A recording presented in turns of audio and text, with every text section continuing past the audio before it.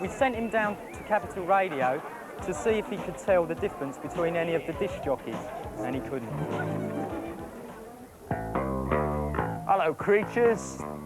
This week I've been looking at a few live acts, and I've found that there's two ways of doing this.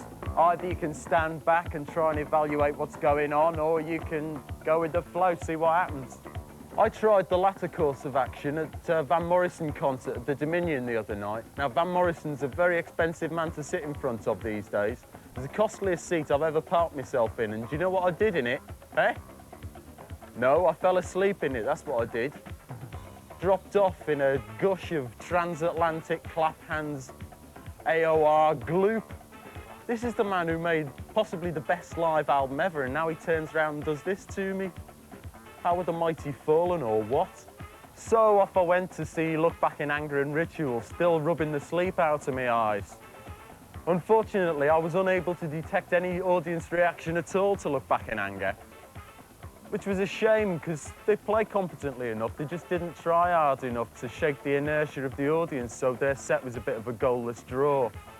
Ritual fared a bit better. They knew the ropes, and they had a set that was geared towards getting the people going, which it did.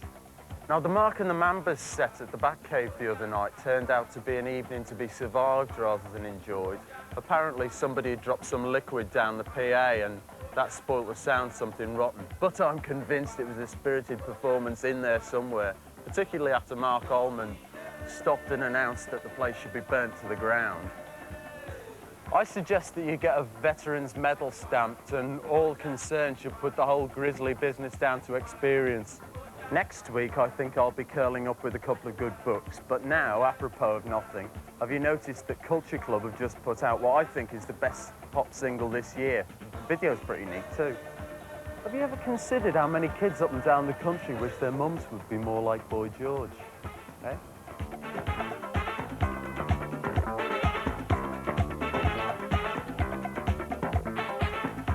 See you around.